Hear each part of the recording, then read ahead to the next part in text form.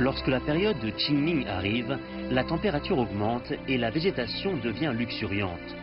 À ce moment-là, la région de Kunshan, dans la province du Jiangsu, est en pleine floraison printanière et l'herbe de blé fraîche couvre les montagnes et les plaines.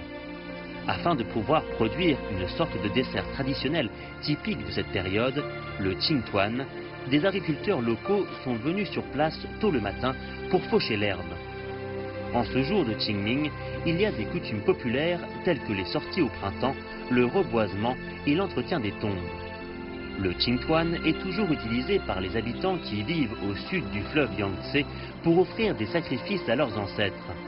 C'est la raison pour laquelle le Qingtuan est particulièrement important dans les coutumes populaires de cette région.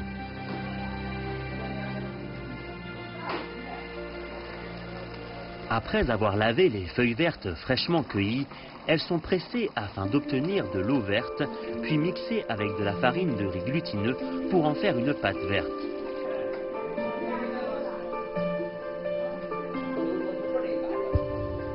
Dès que les remplissages, souvent de haricots rouges sucrés, sont prêts, tout le monde se réunit pour préparer ensemble le Qingtuan.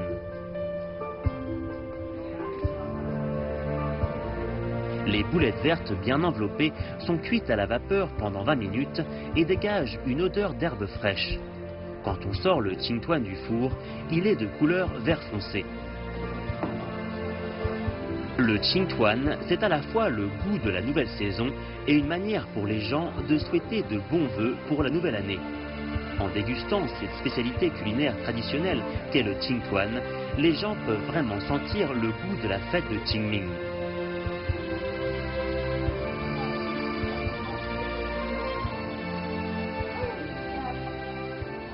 L'entretien des tombes est également une coutume importante de la fête de Qingming. Ce jour-là, les gens retournent dans les cimetières de leurs ancêtres pour arracher les mauvaises herbes, apporter des offrandes ou simplement présenter un bouquet de fleurs pour chérir la mémoire de leurs ancêtres. En ce sens, la fête de Qingming ressemble un peu à la Toussaint.